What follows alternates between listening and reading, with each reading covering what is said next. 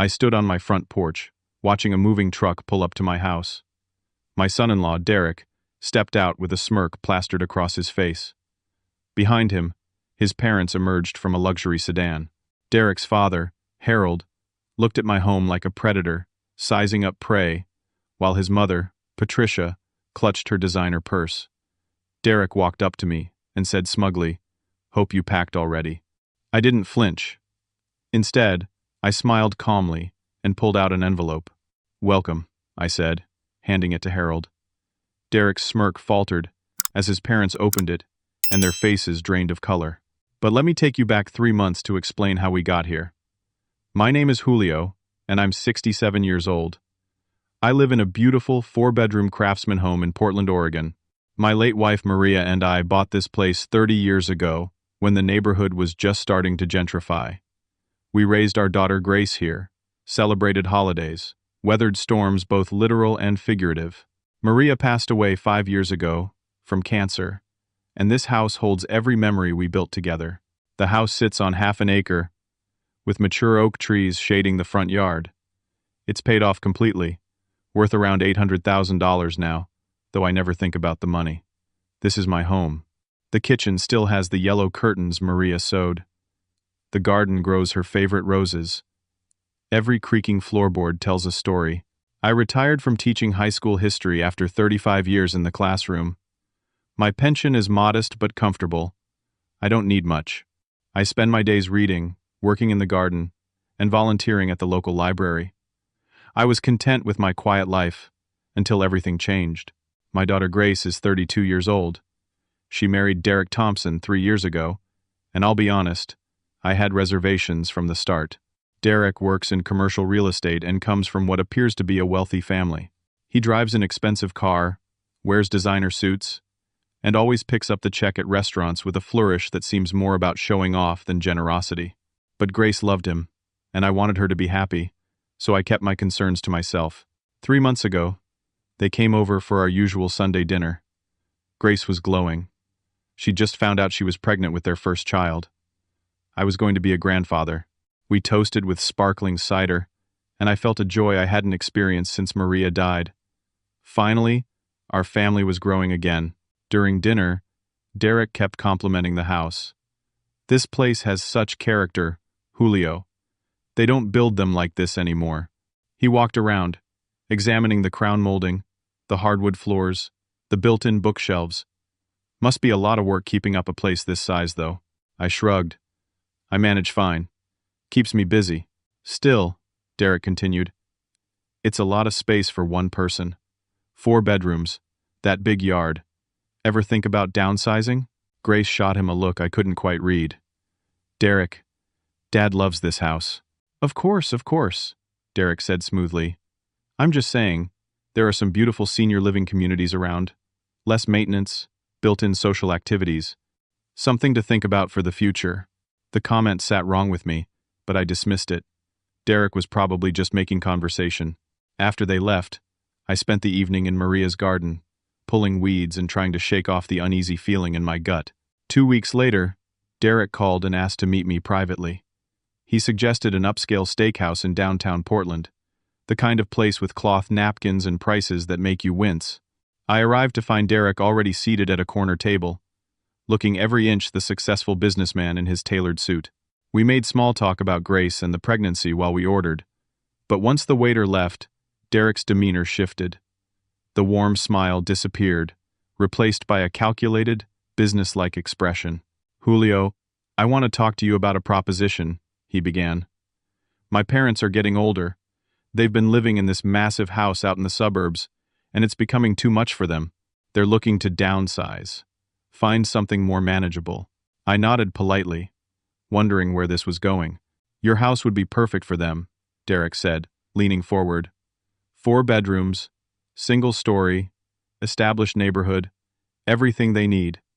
And honestly, it makes sense for you too. You could move into a nice senior apartment, something modern with no yard work, no repairs to worry about. I could handle all the arrangements, make it easy for everyone." The words hit me like cold water. He wanted my house.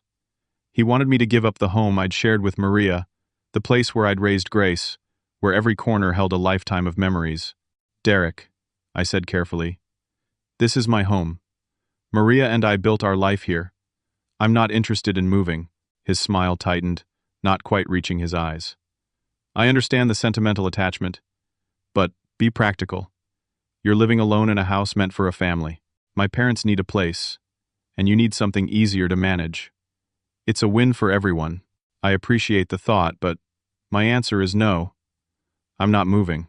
Derek's jaw clenched slightly. He took a sip of his wine, then tried a different approach. Think about Grace and the baby.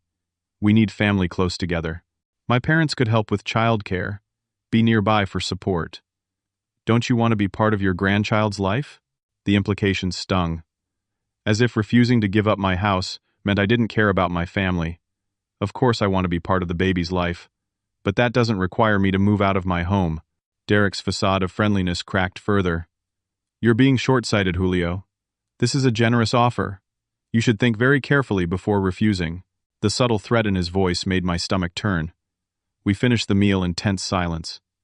Derek paid the bill with his usual flourish, but the gesture felt hollow now. As we left, he put his hand on my shoulder, squeezing just a bit too hard. Think it over, for Grace's sake. The next day, my phone rang. Grace's name appeared on the screen, but when I answered, I heard her crying. My heart lurched with fear. Grace, what's wrong? Is it the baby? Dad, she sobbed. I've been diagnosed with preeclampsia. It's a high-risk pregnancy condition. The doctor says I need bed rest and support, or I could lose the baby. Oh, sweetheart, I'm so sorry. What can I do? I'll come stay with you, help however you need. There was a pause. Then her voice changed, harder somehow. Derek told me about your conversation. He said you refused to help us, that you won't even consider letting his parents stay at your house so they can help me through this. My blood ran cold. Grace, that's not what happened. Derek asked me to move out of my house permanently so his parents could have it. That's completely different from helping you. Is it? She asked, and I could hear Derek's influence in her words. Dad, I need family support right now.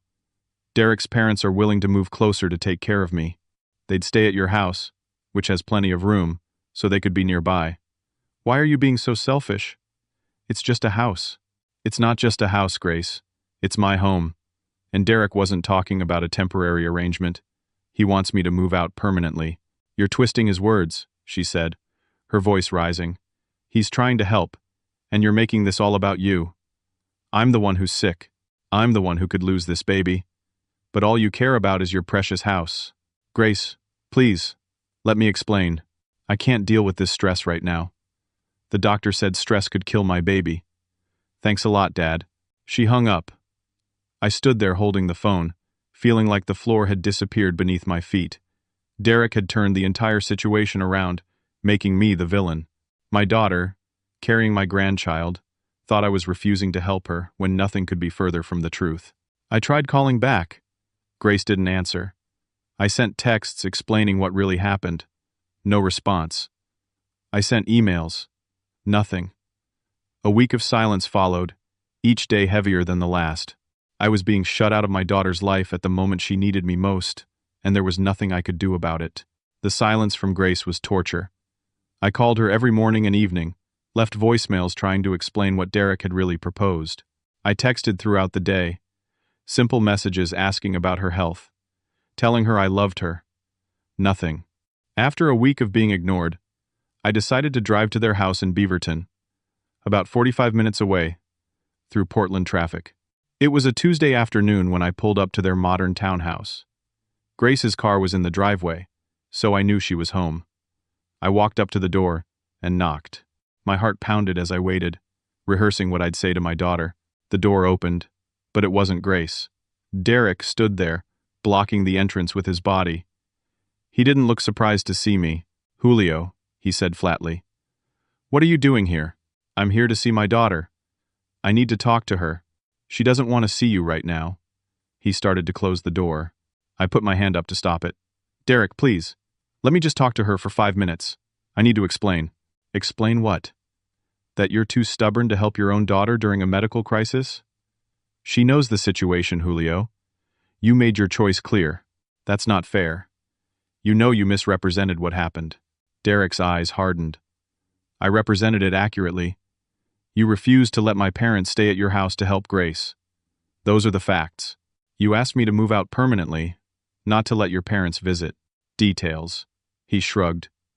The bottom line is, Grace asked you for help and you said no. Now if you'll excuse me, she's resting. Doctor's orders. Your visits are causing her stress, which isn't good for the baby. Through the window beside the door, I caught a glimpse of Grace on the couch. She glanced toward us, then quickly looked away. My heart broke. She was right there, but might as well have been on another planet. Grace, I called out. Sweetheart, please. Derek stepped outside and pulled the door shut behind him, forcing me back. You need to leave, Julio. You're not welcome here right now. If you keep harassing us, I'll get a restraining order. Is that what you want? To be legally barred from seeing your grandchild when it's born? The threat landed like a punch. I looked at this man, this stranger my daughter had married, and saw nothing but cold calculation in his eyes. He had engineered this entire situation, and I'd walked right into his trap. I left, but not before seeing Grace peer out the window again. The pain in her eyes matched the pain in my chest. I drove home in a fog, barely remembering the journey. The isolation got worse. My sister Helen, who lives in Seattle, called me 3 days later. Her voice was tight with anger. Julio, what is going on? Derek called me. He said you're refusing to help Grace during a dangerous pregnancy. Is that true? Helen, it's not that simple. Derek is manipulating the situation. He said you won't even let his parents stay at your house temporarily to help take care of Grace. You have 4 bedrooms, Julio. 4. And you're living there alone while your daughter, your only child, is at risk of losing her baby. I explained the whole story. How Derek had actually asked me to move out permanently. How he'd twisted everything to make me look selfish. Helen listened, but I could tell she wasn't entirely convinced. Look, she finally said, I don't know what Derek's real intentions are, but can't you compromise? Even if he did ask for something unreasonable, can't you meet him halfway? For Grace's sake? You think I should give up my home? I think you should consider what's more important. A house or your daughter. Maybe let his parents stay for a few months, just until the baby is born. Show Grace you care more about her than about property. After we hung up, I sat in Maria's rocking chair and stared at the wall. Was I being stubborn? Was I putting the house above my daughter? But every time I considered giving in, I remembered the cold calculation in Derek's eyes, the barely veiled threats, the way he'd so easily turned Grace against me. This wasn't about helping Grace. This was about something else entirely, and my gut screamed at me not to trust it. A week later, Derek showed up at my door. He was alone this time, carrying a leather portfolio. His smile was back, friendly and warm, as if our last conversation had never happened. Julio, can I come in? I think we got off on the wrong foot. I'd like to try again. Against my better judgment, I let him in. We sat at my kitchen table, the same table where Maria and I had shared thousands of meals, where Grace had done her homework as a child. Derek opened his portfolio and pulled out papers. I've been thinking about what you said, and you're right. I was asking too much. So I have a new proposal, a compromise that works for everyone. He slid the papers across to me. My parents move in temporarily, just until the baby is born. 6 months maximum. They'll take the 2 upstairs bedrooms, you keep your master bedroom, and the whole downstairs. This way, they're close enough to help Grace. You stay in your home, everyone wins. It sounded reasonable on the surface. Too reasonable, given everything that had happened. They'd be living here? In my house? Just temporarily. Think of it as having house guests. They're quiet people, very respectful. You'd hardly know they were here. And Grace would be so relieved to have family support nearby. It might even help repair your relationship with her. The mention of Grace was the hook, and Derek knew it. 6 months of house guests in exchange for reconnecting with my daughter, for being part of my grandchild's life. When he put it that way, it seemed almost selfish to refuse. These papers, Derek said, tapping the stack, are just a simple rental agreement. A formality, really, to establish that my parents are legitimate residents with your permission. Protects everyone legally. I'd like to read through them before I decide anything. Of course, of course. Take your time. Derek stood, straightening his suit jacket. But don't take too long. Grace's condition could worsen at any time. The sooner we get support in place, the safer she'll be.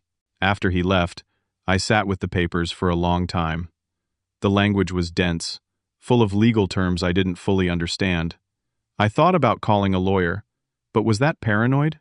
Derek was my son-in-law, Grace's husband, the father of my future grandchild. Surely I could trust him with something this important. But Maria's voice echoed in my head, something she used to say. When someone shows you who they are, believe them the first time.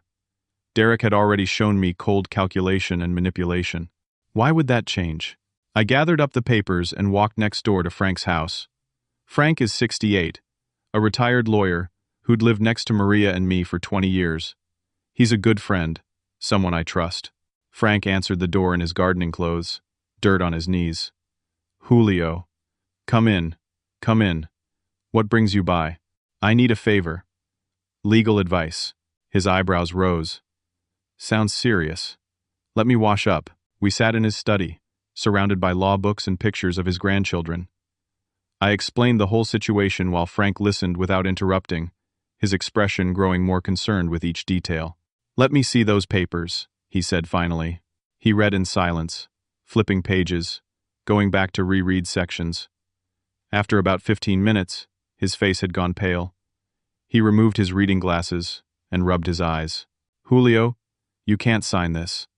Under any circumstances. My stomach dropped. What do you mean? This isn't a simple rental agreement. This is a cohabitation contract with multiple poison pills buried in the legal language.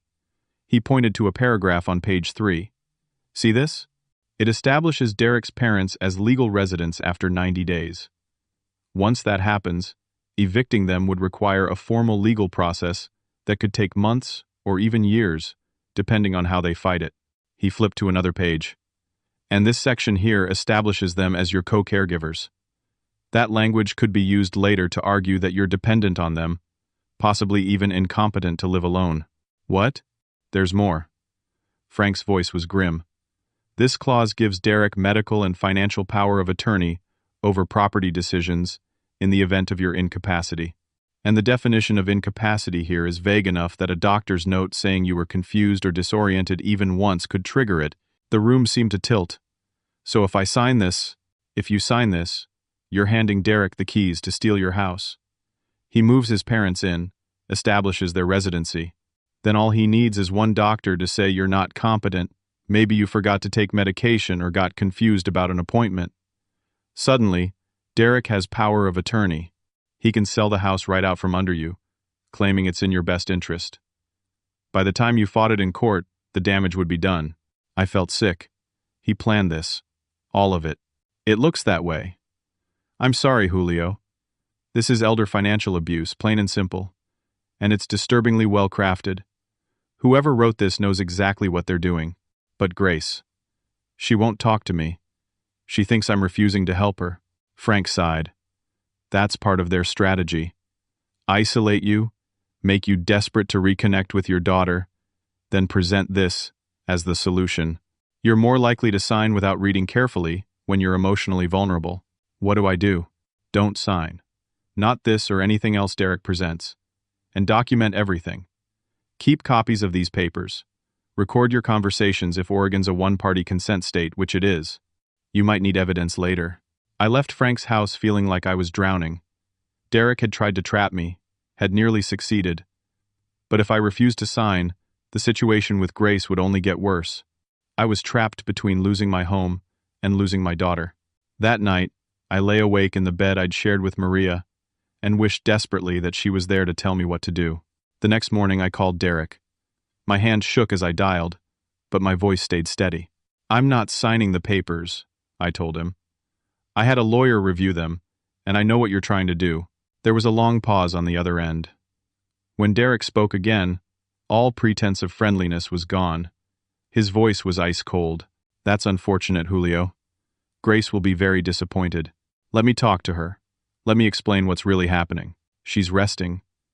Maybe in a few weeks, when her blood pressure stabilizes. If it stabilizes, the implication hung in the air between us. If something happened to Grace or the baby, it would be my fault. Derek, please? This is my daughter we're talking about. Yes, it is. Your daughter who's sick and scared and thinks her own father doesn't care about her.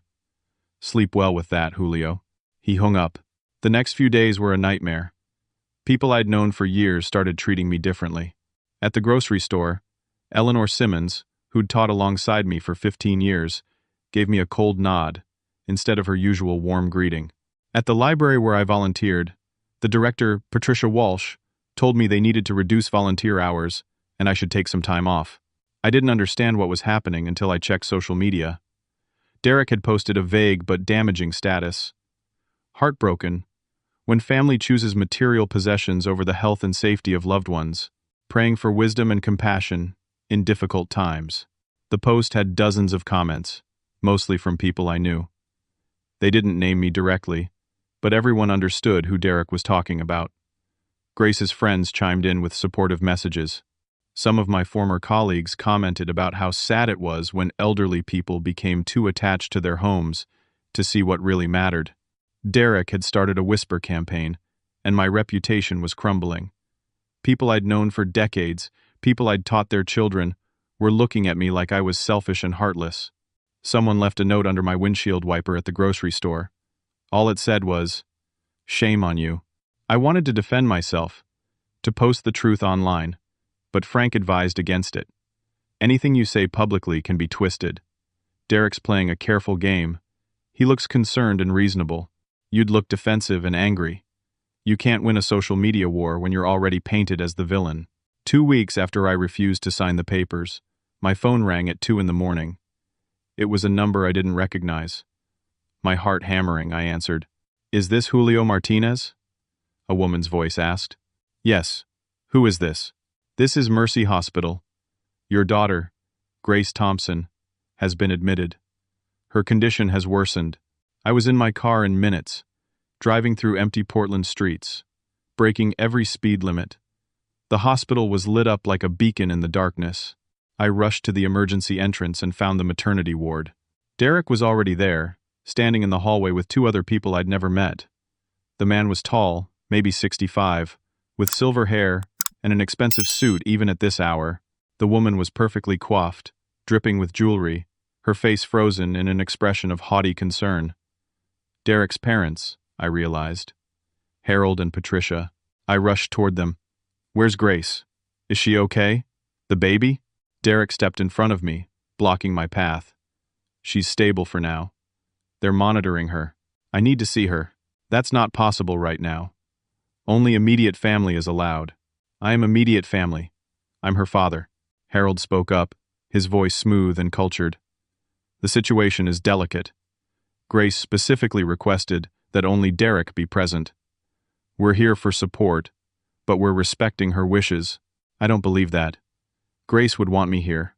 Patricia sniffed, looking me up and down like I was something unpleasant she'd stepped in. "Young man, your daughter is fighting for her life, and her baby's life. Perhaps if you'd been more supportive earlier, she wouldn't be under such stress." "You don't know anything about the situation." "We know enough," Harold said coldly. "We know our son tried to arrange help for his wife, and you refused. We know you put your attachment to a house above your daughter's well-being." My voice rose. "That's a lie. Derek tried to steal my house, and when I wouldn't let him, he turned Grace against me." "Lower your voice," Derek hissed. "This is a hospital." A security guard approached, drawn by the commotion. Derek immediately switched to a concerned, reasonable tone. "I'm sorry, officer. This is a family matter. My father-in-law is understandably upset, but he's disturbing other patients." "Sir," the guard said to me, "I'm going to have to ask you to calm down or leave. I just want to see my daughter. Let me check with the nurses." The guard walked to the nurses' station, spoke quietly with a woman in scrubs, then returned. "I'm sorry, sir. The patient has requested no visitors except her husband at this time. You'll have to respect her wishes." "But I'm her father." "Sir, if you continue to cause a disturbance, I'll have to escort you out." Through the small window in Grace's door, I could see her lying in the hospital bed, pale and frightened, hooked up to monitors. As if sensing my gaze, she turned her head, and our eyes met. For a moment, I saw confusion in her expression, maybe even longing. But then Derek moved into her line of sight, bending down to whisper something in her ear, and her face hardened. She turned away from the window. I felt tears burning my eyes. "Please," I said to the guard, my voice breaking. "Please just tell her I'm here. Tell her I love her. I'll pass along the message, sir. But right now you need to leave." I stumbled out of the hospital, got to my car, and broke down completely. I sat in the parking lot sobbing, pounding the steering wheel. My daughter was in danger. My grandchild might die. And I couldn't even be there because my son-in-law had poisoned her against me so thoroughly that she didn't want me present. After I'd cried myself out, I noticed someone standing by my car window. A woman in scrubs, maybe 55, with kind eyes and graying hair pulled back in a ponytail. She gestured for me to roll down the window. "Mr. Martinez? I'm Janet, the social worker assigned to your daughter's case. I saw what happened inside. Can we talk for a moment?" I nodded, wiping my eyes. "I've worked in this hospital for 20 years, Janet said quietly. "I've seen a lot of family dynamics, and something about this situation concerns me. The way Derek controls who sees Grace. The way his parents speak about you. It reminds me of patterns I've seen before." "What kind of patterns?" "Elder financial abuse disguised as family care." She pulled out a card. "This is for Adult Protective Services. I think you should call them. Explain what's happening.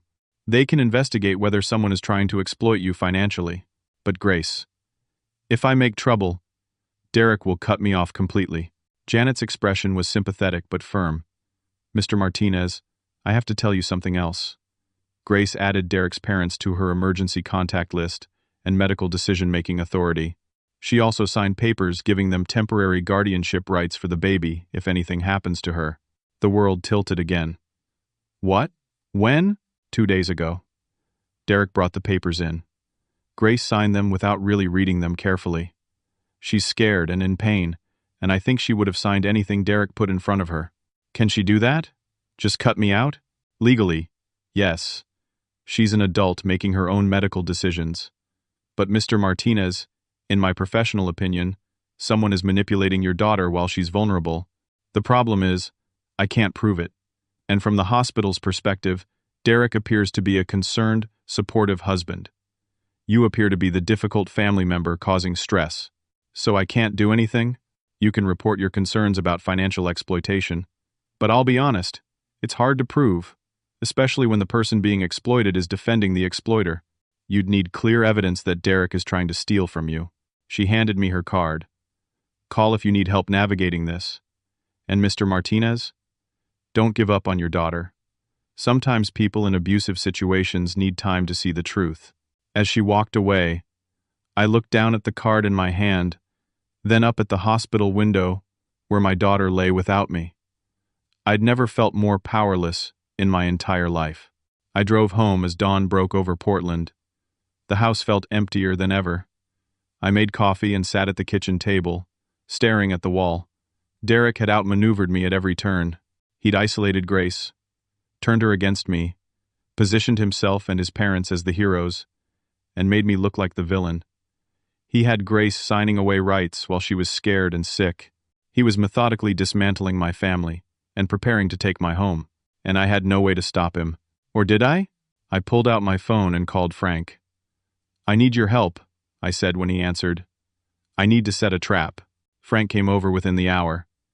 We sat in my living room, my late wife's photographs watching us from the mantel, and I laid out the situation completely. Everything Derek had done, the papers I'd refused to sign, Janet's warning about Grace signing things without reading them, my suspicions about Derek's true motives. "I need to know who I'm really dealing with," I said. "There has to be more to this." Frank nodded slowly. "Let me make some calls. I still have contacts in the legal community." While Frank worked his phone, I did my own research online. I started digging into Derek's business, his background, anything I could find. What I discovered made my blood run cold. Derek's real estate company, Thompson Properties, was under investigation by the State Commerce Department for fraudulent practices. Multiple complaints about misrepresented properties, hidden defects, forged inspection documents. 3 lawsuits pending. One from elderly clients who claimed Derek had convinced them to sell their home below market value, then flipped it for a massive profit while cutting them out of the deal. I dug deeper. Public records showed Derek's company owed back taxes. His personal finances were in shambles. He'd taken out multiple loans against future commissions that had never materialized. He was, in fact, facing bankruptcy. His parents' situation was equally dire. Harold's investment firm had collapsed 2 years ago amid allegations of fraud. He'd managed to avoid criminal charges but lost everything. Their suburban mansion wasn't being downsized by choice.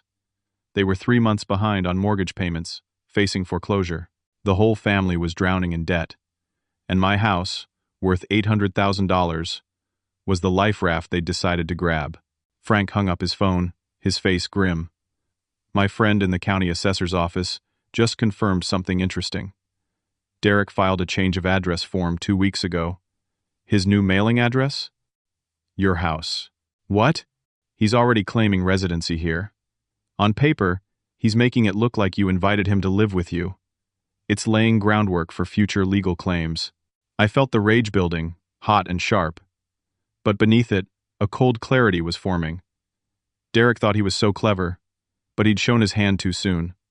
He was desperate, which made him sloppy. What if we let him think he's won? I said slowly. Frank looked at me sharply. What do you mean? What if I call Derek and tell him I'll sign the papers? That I've changed my mind. His parents can move in immediately. Julio, that's insane. Once they're in, getting them out will be nearly impossible. I know. But what if we make them believe they've won, and then we trap them with their own greed? Over the next 2 days, Frank and I devised a plan. It was risky, possibly the craziest thing I'd ever considered, but I was out of options. Derek was going to destroy me one way or another. At least this way. I had a chance to fight back. I called Derek. He answered on the first ring, suspicion evident in his voice. Julio, what do you want? I've been thinking about what you said. About Grace, about family. I let my voice shake a little, like a defeated old man. You're right. I've been stubborn and selfish. This house is just a building. Grace and the baby are what matter. Silence on the other end. Then, cautiously, does this mean I'll sign the papers?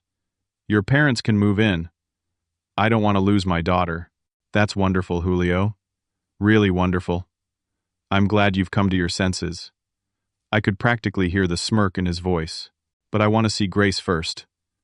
I need to apologize to her, explain that I'm doing this for her. Of course, of course.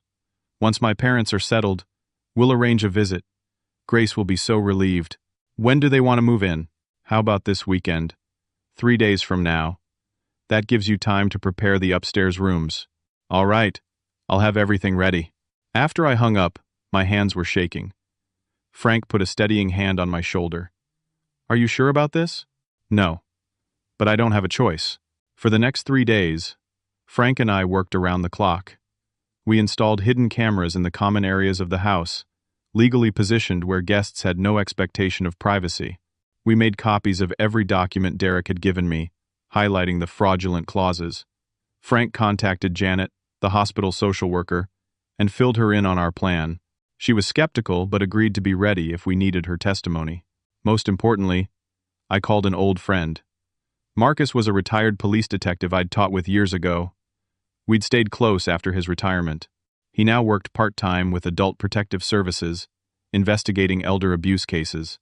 I laid out everything for him, showed him the documents, the evidence of Derek's financial troubles, the pattern of manipulation.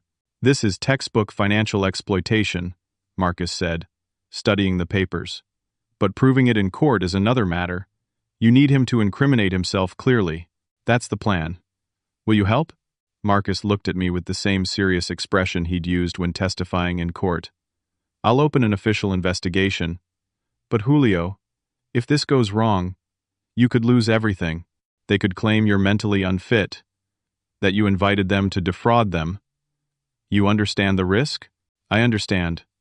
But I'm already losing everything. At least this way, I'm fighting back. The final piece was the welcome note. Frank and I crafted it carefully. On the surface, it appeared to be a friendly greeting, but embedded within were references to specific legal codes, statements of my legal rights, and most importantly, a clear declaration that I had never signed any transfer documents and that any claims to the contrary were fraudulent. This establishes your state of mind, Frank explained. It proves you understood exactly what was happening, that you weren't confused or incompetent. It's your line in the sand. The night before Derek's parents were supposed to move in, I stood alone in my house. Maria's presence felt especially strong that evening. I walked through each room, remembering. Grace taking her first steps in the living room, holiday dinners around the table, Maria's laughter echoing through the halls. I hope I'm doing the right thing, I whispered to her picture.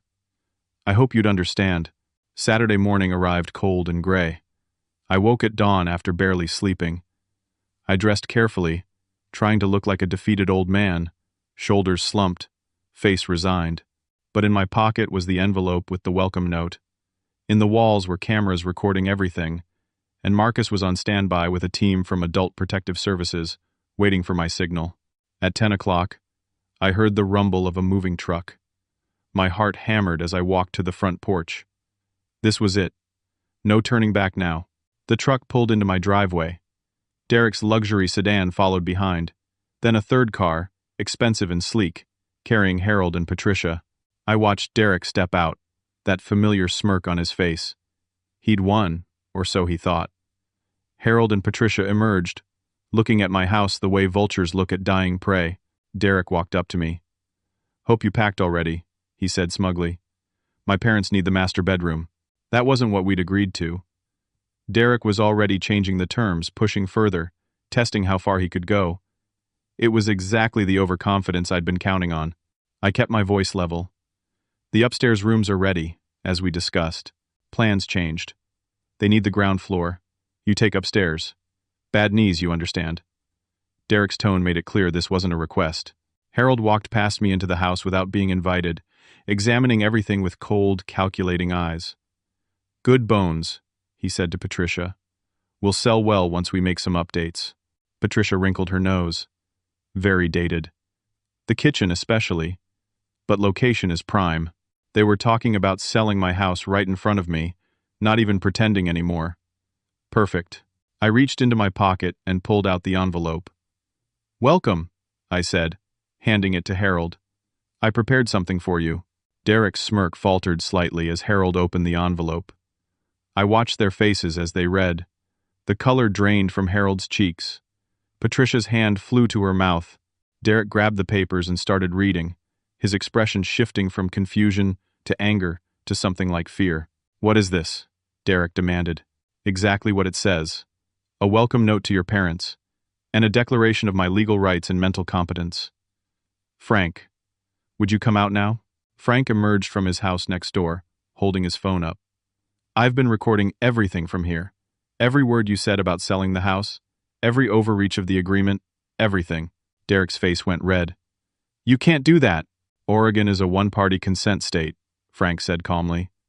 "Julio consented to being recorded, and anything said on his property in view of his neighbor is fair game." "You senile old fool." Derek lunged at me, grabbing my arm hard enough to leave marks. "You think you're clever? You signed those papers. You agreed to this." "I never signed anything," I said quietly. "Check the signatures on those documents you showed Grace, the ones you claimed I signed. They're forgeries.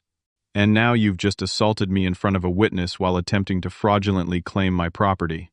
Derek's grip tightened, pain shooting up my arm. This was the moment I'd been waiting for, but the fear was real.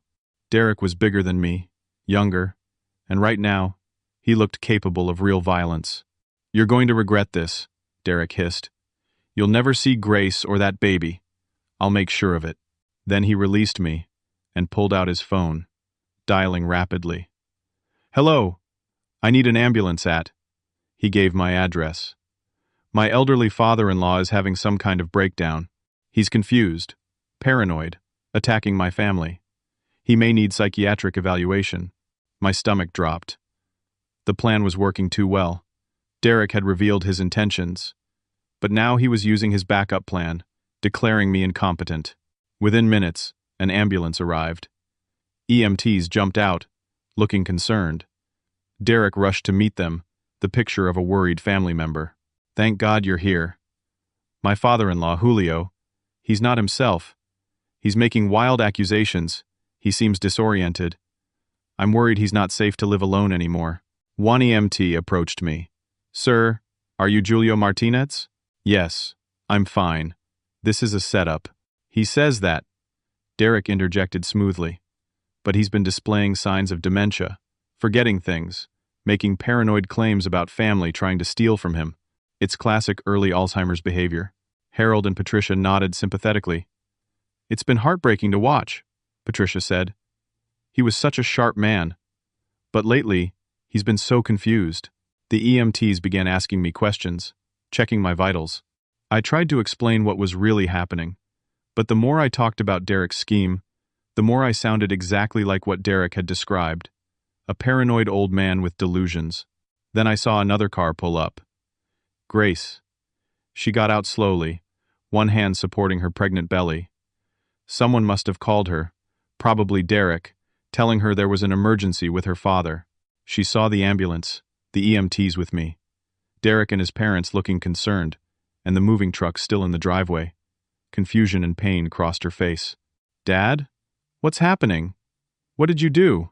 "Grace, sweetheart, I can explain. He's having an episode," Derek said quickly, moving to Grace's side. "I'm so sorry you had to see this.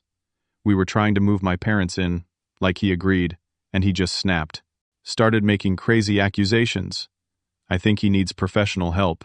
Grace looked at me, and I saw the doubt in her eyes. The seed of Derek's manipulation had grown deep roots. She wanted to believe in me. I could see that, but everything looked exactly like Derek had framed it. Chaotic, with me at the center, looking unstable. "Dad," she said softly, tears welling up. "Why? Why would you do this? We were trying to help." "Grace, listen to me. Derek is lying. He's been lying all along. He's trying to steal the house.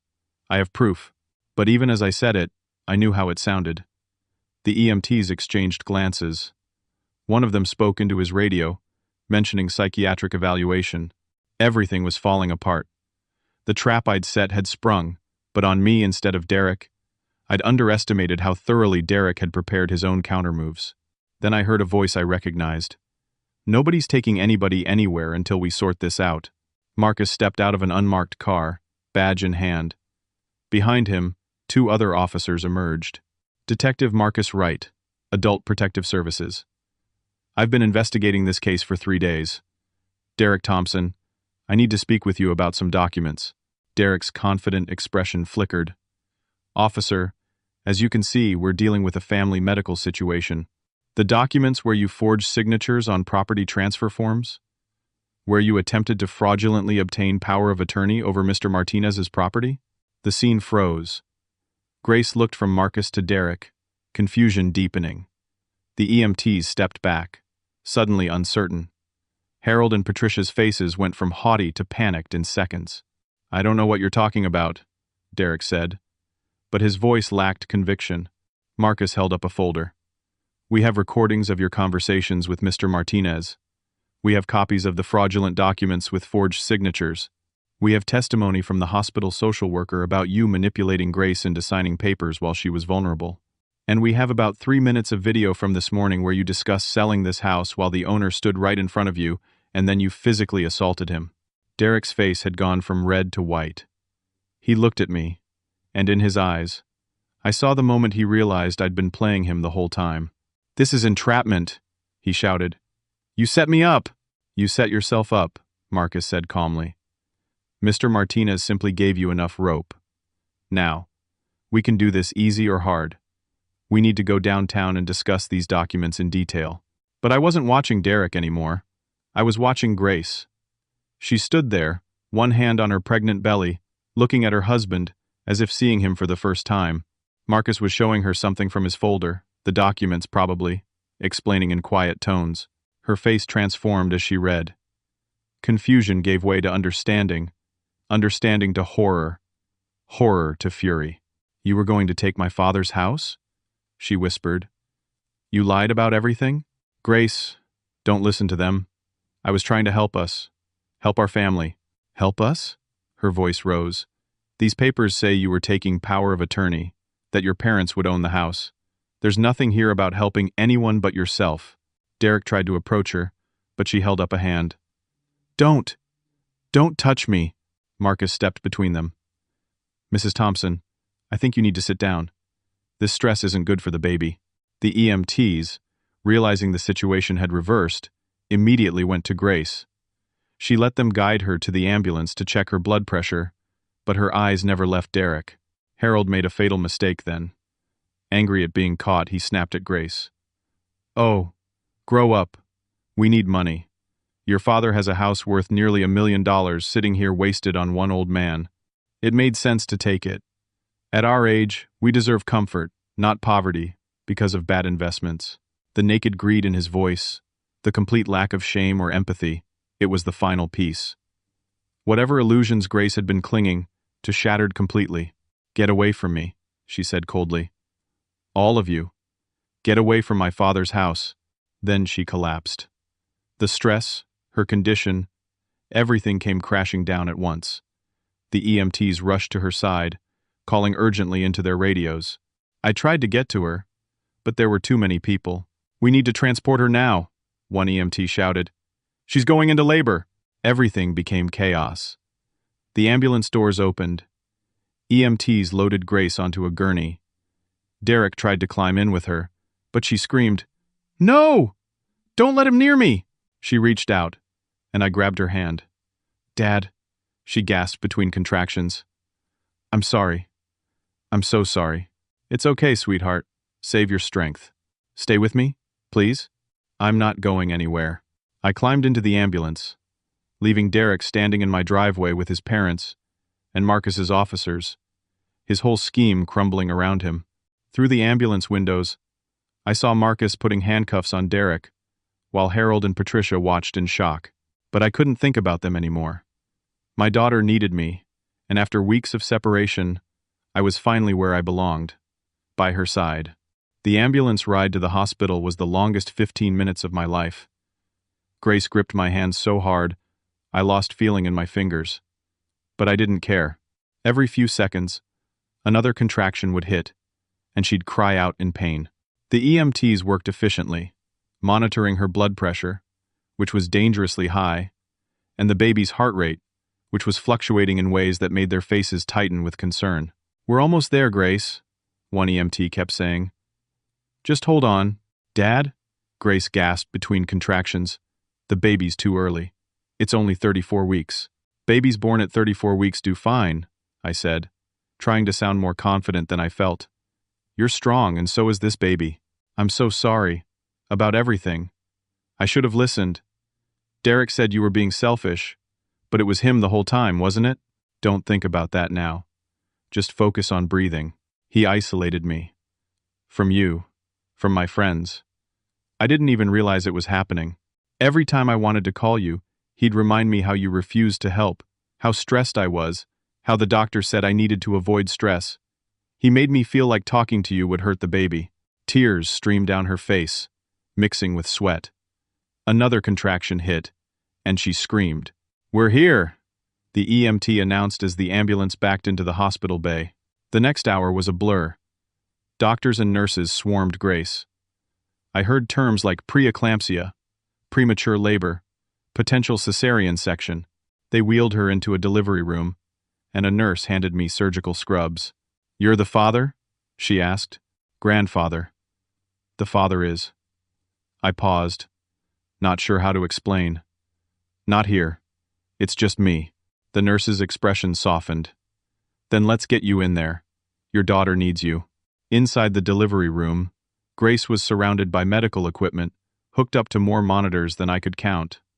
A doctor, a young woman with calm eyes, was examining her. Grace, I'm Dr. Sarah Chen. Your blood pressure is extremely elevated, and the baby is showing signs of distress. We need to do an emergency cesarean section. Do you understand? Grace nodded weakly. Will my baby be okay? We have a Excellent neonatal intensive care unit. Babies born at 34 weeks usually do very well with proper care. But we need to act fast. Where's Derek? Someone asked. We need the father's consent. He's not coming, Grace said firmly. My father can make decisions for me. He has my permission. They asked me to sign forms. I barely read them, just scrawled my signature wherever they indicated. All that mattered was saving Grace and the baby. They wheeled Grace into an operating room. I stood by her head, holding her hand while a curtain blocked our view of the surgery. She was shaking. Whether from fear or the epidural, I couldn't tell. I'm scared, Dad. I know, sweetheart. But you're in good hands. Dr. Chen knows what she's doing. What if something goes wrong? What if I die and Derek gets the baby? He signed papers. He has rights. We'll figure that out later. Right now, you focus on staying calm. Can you do that for me? She nodded, squeezing my hand. Behind the curtain, I could hear the medical team working, their voices calm and professional. Minutes stretched like hours. Then I heard it. A cry. Thin and weak, but unmistakably, a baby's cry. You have a daughter, Dr. Chen announced. She's small but breathing on her own. I looked down at Grace. Tears of joy and relief poured down her face. A girl. I have a daughter. They brought the baby over for just a moment, wrapped in blankets. So small she seemed impossibly fragile. Grace touched her tiny hand with one finger. Hi, baby girl. I'm your mom. And this is your grandpa. We're going to take such good care of you. Then the neonatal team whisked the baby away to the NICU. Dr. Chen continued working on Grace, and after what felt like forever, she said, We're all done. You did great, Grace. Both of you did great. They moved Grace to recovery. Her blood pressure was still elevated but starting to come down. The baby, they told us, was in an incubator being monitored but was stable. 5 pounds, 2 ounces. Tiny, but fierce. Grace fell into an exhausted sleep. I sat beside her bed watching her breathe, grateful beyond words that she was alive and safe. A nurse came in after an hour. Mr. Martinez? There are some people in the waiting room asking about Mrs. Thompson, her husband and his parents. Should I let them in? No, I said firmly. My daughter doesn't want to see them. There's also a detective asking to speak with you when you have a moment. Tell him I'll be out in a few minutes. I found Marcus in the waiting room, looking tired but satisfied. He gestured to a quiet corner where we could talk privately. How is she? He asked. She and the baby are both stable. It was close, though. I'm glad. Listen, I wanted to update you on Derek. He's been arrested and charged with attempted fraud, elder abuse, and assault. Harold and Patricia are being questioned about their involvement. We're building a strong case. What about Grace? Derek is still legally her husband, still the baby's father. She'll need to file for divorce and probably get a restraining order. Given everything that's happened, a judge will likely grant emergency custody to her exclusively. But Derek does have parental rights, so this will get messy. He manipulated her, isolated her, tried to steal from her father. Doesn't that matter? It all matters, and it will all help in family court. But the legal system moves slowly. Grace needs a good lawyer, someone who specializes in family law and domestic financial abuse. I rubbed my face, suddenly feeling every one of my 67 years. How did it get this far? How did I not see what he was doing to her? These people are skilled manipulators, Julio. They know how to present themselves as helpful and caring while slowly tightening the noose. You saw through it, which is more than many people do. Almost too late. But not too late. You saved your home, and more importantly, you saved your daughter and granddaughter from years of financial and emotional abuse. That takes courage. After Marcus left, I went to the NICU to see my granddaughter. She was so small in her incubator, hooked up to monitors and tubes, but her tiny fists were clenched with determination. A fighter, like her mother, like Maria had been. Hi there, little one, I whispered through the plastic. I'm your Grandpa Julio. Your mom is resting, but she loves you so much already, and so do I. We're going to make sure you're safe and loved every single day. A nurse approached. She's beautiful. Does she have a name yet? I smiled. Not yet, but knowing Grace, She'll pick something perfect. I stayed at the hospital for 3 days. Grace's blood pressure slowly normalized. The baby, still in NICU but getting stronger, was breathing entirely on her own now. Grace named her Maria, after my late wife, and when she told me, I cried. Derek tried to visit twice. Hospital security, alerted by Marcus's restraining order recommendation, turned him away both times. The second time, Derek made a scene, yelling about his rights as a father, threatening lawsuits. Security escorted him out, and that incident was added to the growing evidence against him. On the 4th day, Grace was discharged. Baby Maria needed to stay longer, but the doctors said she was progressing well. Grace and I drove back to my house together, her first time there since before the confrontation.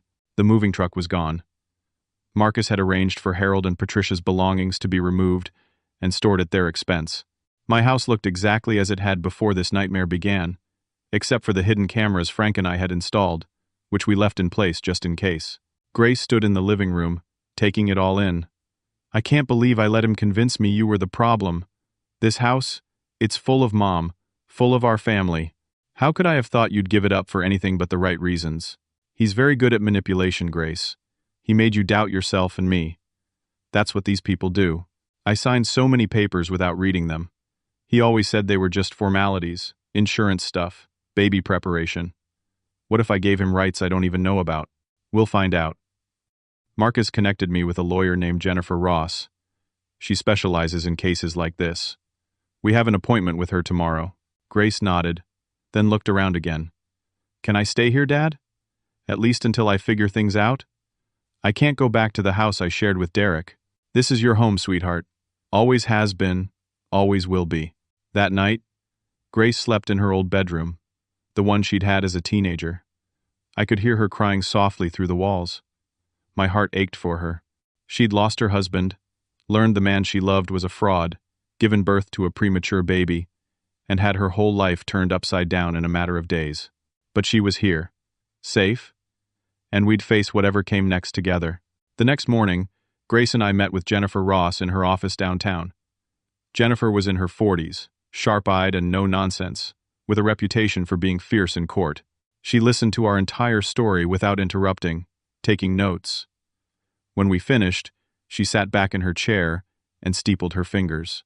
This is one of the more blatant cases of financial elder abuse and spousal manipulation I've seen. The good news is you have excellent documentation. The recordings, the forged documents, Marcus's investigation, all of it builds a very strong case. What about Derek's parental rights? Grace asked. I don't want him anywhere near my daughter. He does have parental rights, and we can't completely eliminate them without proving he's a danger to the child. But we can severely restrict them. Given the circumstances, his arrest, the restraining order, we can get you emergency sole custody with supervised visitation only. It means Derek could see Maria, but only with a social worker present, and not until the criminal case is resolved. How long will that take? The criminal case? Could be months. The divorce? Also months. But we can get emergency orders in place within days to protect you and the baby immediately. Jennifer pulled out more papers. Grace, I need to ask some difficult questions about your marriage. Did Derek control your finances? Isolate you from friends and family? Monitor your communications? As Grace answered, I watched her face. She was realizing, perhaps for the first time, just how thoroughly Derek had controlled her life.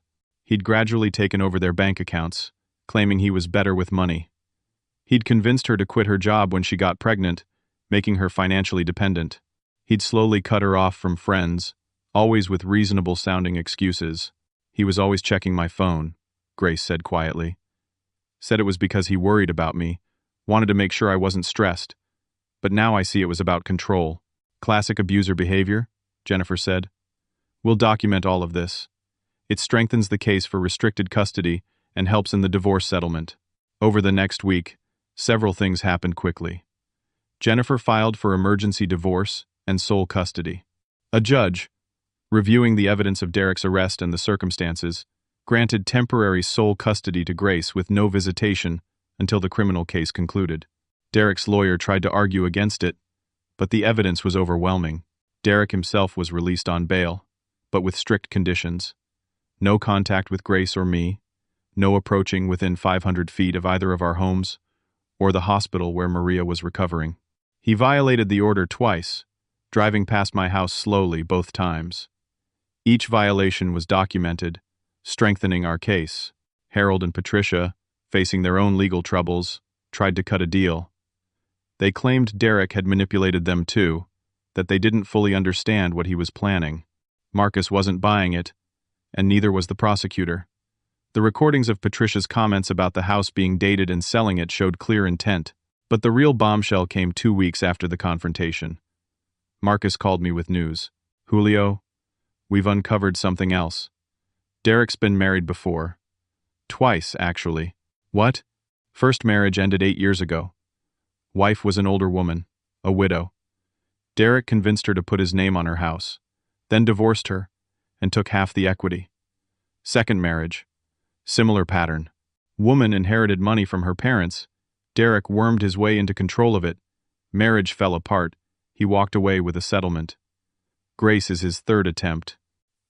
He's done this before, multiple times. He finds vulnerable people, usually women with assets, gains their trust, manipulates them into signing documents, then strips them of their resources. He's a professional con artist. We're now investigating whether his parents have been part of this pattern all along. I felt sick. Grace had been a target from the beginning. Derek had probably researched her, learned about me, about the house, and planned everything from their first date. When I told Grace, she took it surprisingly well. "It's almost a relief," she said. "Knowing it was never real, never about loving me. It hurts less somehow. I wasn't stupid for believing him. He's a professional liar." "You weren't stupid at all, sweetheart. I want to talk to the other wives. The other women he did this to. Can Marcus arrange that?" He could, and he did. Grace met with both of Derek's ex-wives, Sarah and Jennifer. Hearing their stories, seeing how similar Derek's pattern was, gave Grace strength. They'd all been isolated, manipulated, made to doubt themselves. Together, they decided to support each other through the legal process. Meanwhile, baby Maria was thriving. After 3 weeks in the NICU, she was strong enough to come home. Grace and I turned the upstairs into a beautiful nursery. My neighbors, learning the truth about what had happened, rallied around us. Eleanor brought meals. Patricia from the library organized a baby shower. Frank helped install a state-of-the-art security system. The day we brought Maria home was one of pure joy. Grace carried her through the front door, and I swear Maria's tiny eyes seemed to take in everything, as if she knew she was somewhere special.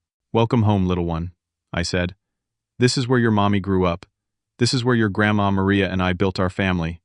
And now you're part of that family."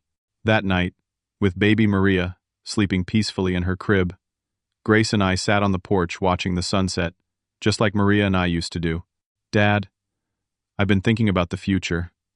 I want to go back to school, finish my degree. But I can't do that and take care of Maria and work. You're staying here, Grace. As long as you need to. We'll figure out the rest. What if we made it permanent? What if we renovated the upstairs into a real apartment for Maria and me? We could live here together, help each other. You could be part of Maria's daily life, and I could be here as you get older." The offer touched me deeply. "Are you sure? You're young. You might meet someone else, want your own place." "This is my own place, Dad. This is home.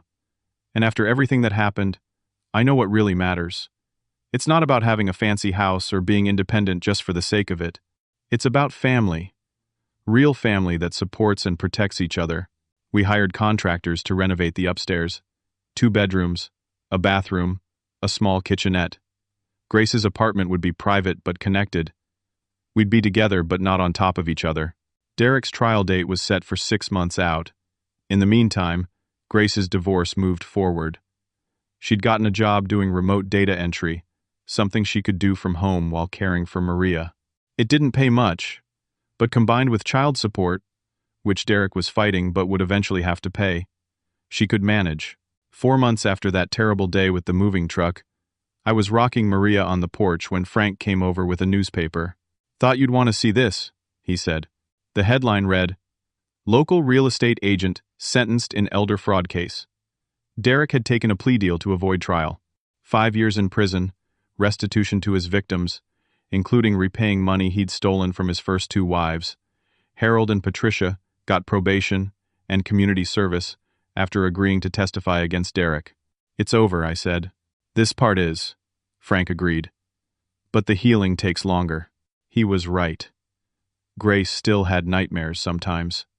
She was in therapy, working through the trauma of realizing the man she'd married had never loved her, had only seen her as a mark. But she was strong, getting stronger every day. Baby Maria was 6 months old now, hitting all her developmental milestones. She had Grace's eyes, but my late wife's smile. Every time I looked at her, I saw hope. The renovation was almost complete. Grace's apartment upstairs was bright and beautiful, with a view of the garden where Maria's roses still bloomed. We'd created a home where 3 generations could thrive together. One evening, as I was reading to Maria, Grace came down with a letter. "It's from Derek," she said. "Sent from prison. Should I read it?" "That's your choice, sweetheart." She opened it, read silently, then handed it to me. It was full of apologies, claims that he'd changed, promises that he'd be a good father when he got out. The same manipulation, just from behind bars. "He hasn't changed," Grace said. "He's just trying a new angle. I'm not falling for it." She tore up the letter and threw it away. "I'm done letting him have power over me. He's Maria's biological father, but he'll never be her dad. You're her dad, in all the ways that matter." "Grandpa," I corrected with a smile. "No, Dad, because that's the role you're filling. You're raising her with me. You're the one who gets up at 3 in the morning when she cries. You're the one teaching her to smile and laugh. Biology doesn't make a parent. Love does." 6 months later, on a warm September afternoon, I stood in my backyard watching Grace push Maria on the new swing set we'd installed. Maria was almost a year old now, laughing with pure joy as she soared through the air. The sound of her laughter filled the yard, mixing with the rustle of oak leaves and the songs of birds in the trees. The house behind us looked different now.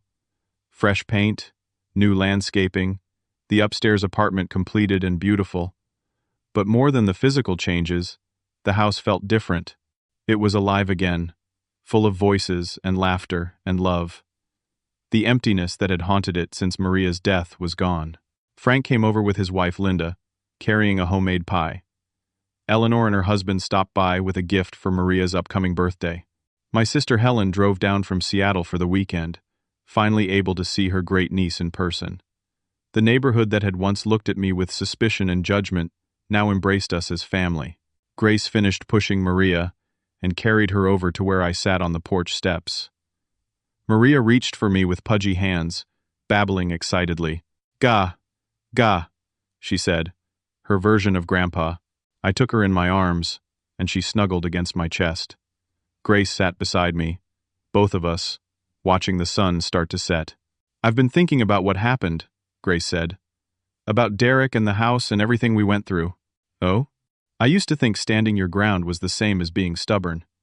That compromise was always the right answer. But you taught me something important.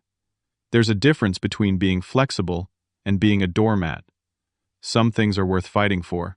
You would have figured that out on your own eventually. Maybe. But I might have lost everything first. You saved me, Dad.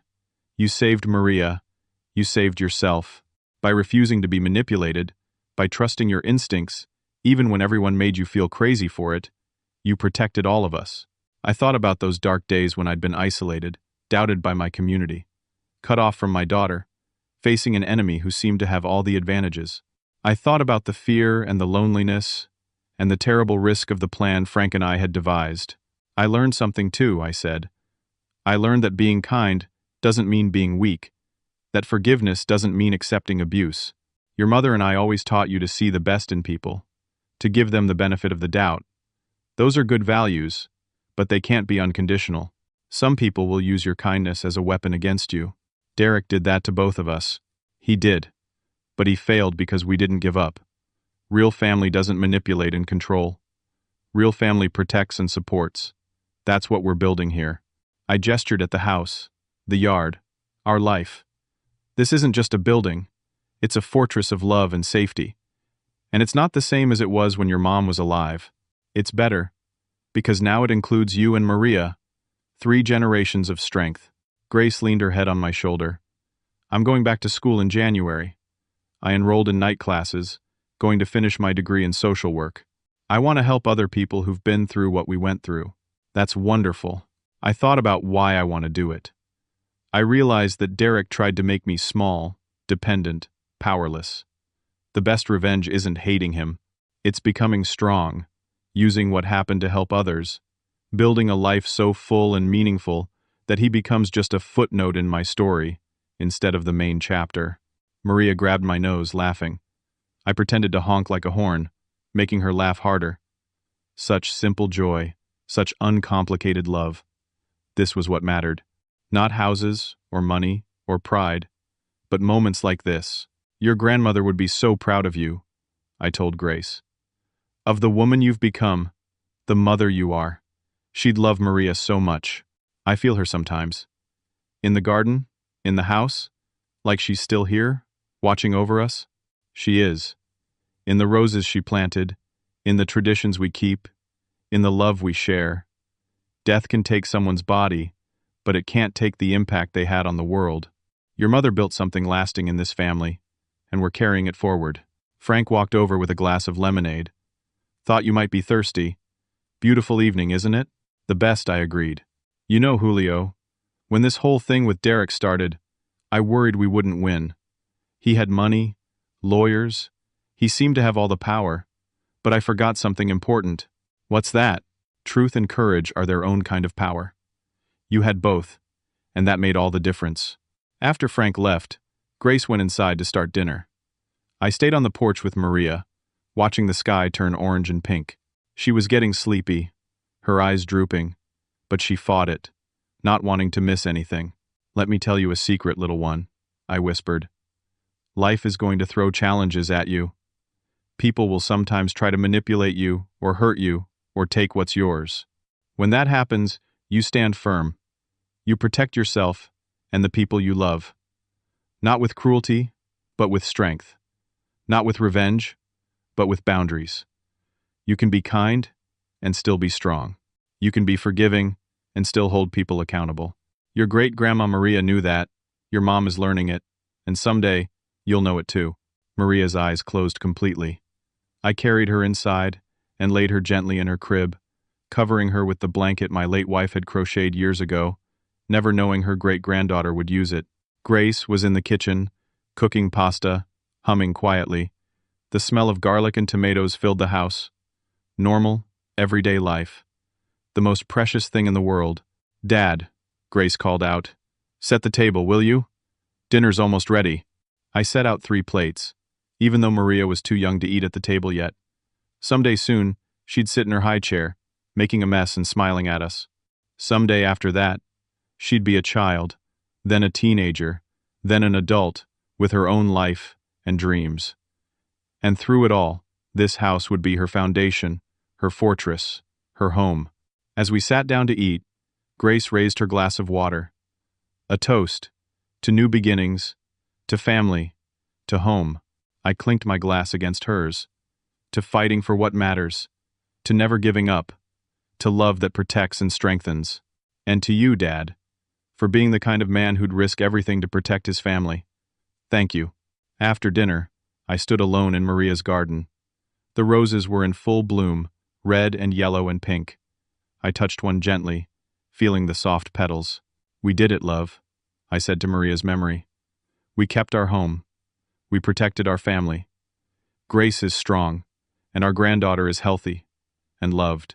You would have handled Derek better than I did, probably would have seen through him from the start. But I think, in the end, I did okay. A breeze rustled the leaves, and in it, I felt Maria's presence, her approval, her love. I'd spent weeks feeling powerless, watching helplessly as Derek dismantled my life and my relationship with my daughter. I'd felt old and weak and outmaneuvered. But I'd learned that real power isn't about money or manipulation or legal tricks. Real power is standing firm on solid ground, knowing your worth, protecting what's truly valuable. Derek had tried to take my house, But he'd never understood that the house was never the real prize. The real treasure was family, was love, was 3 generations supporting each other through whatever life threw at us. You can't steal that. You can't manipulate it away. You can only nurture it, or destroy it. And we'd chosen to nurture it. Sometimes the hardest fight is the one to protect your own peace. But it's always worth fighting. I'd fought, and I'd won. Not just the house, but something far more important. I'd won back my daughter, secured a future for my granddaughter, and rebuilt the family that Derek had tried to destroy. As the last light faded from the sky, I went back inside. Grace was rocking Maria back to sleep, singing softly. The house was warm, filled with the sound of their voices, the smell of dinner, the feeling of safety and love. This was victory. Not dramatic or flashy, but real and lasting. A home protected, a family reunited, a future secured. And every day from now on, every sunrise and meal and moment of laughter would be part of that victory. I'd stood my ground when it would have been easier to give in. I'd trusted my instincts when everyone told me I was wrong. I'd taken an enormous risk that could have backfired completely, but it was worth it. All of it, to reach this moment. "Dad?" Grace called softly. "Come look." Maria's smiling in her sleep. I joined them in the rocking chair. The 3 of us together in the house that Maria and I had built, that Grace and I were rebuilding, that little Maria would grow up in. 3 generations, bound by love stronger than any manipulation, any threat, any scheme. The house stood solid around us. Not just walls and floors and roof, but a fortress of family.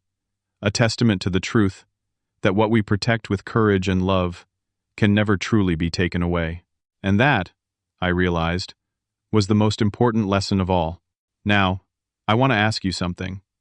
Have you ever faced a situation where someone tried to manipulate or take advantage of you or your family? How did you handle it? Did you stand your ground, or did you try to compromise? What would you have done in my situation? Share your thoughts and experiences in the comments below. Your story might help someone else who's facing a similar struggle. If this story resonated with you, please hit that like button. It helps others find these stories when they need them most. Subscribe to the channel for more stories about courage, family, and standing up for what's right. And please share this with someone who might need to hear it. Maybe they're facing their own Derek right now, and need to know they're not alone, that standing firm is possible, that protecting yourself and your family isn't selfish. It's necessary. Thank you for listening to my story. I hope it brought you some comfort, maybe some strength, or at least the knowledge that even in our darkest moments, when we feel most powerless, we have more power than we think. We have the power to say no, to protect what's ours, to fight for the people we love. Take care of yourselves, protect your peace, and never let anyone make you feel guilty for setting boundaries that keep you and your loved ones safe.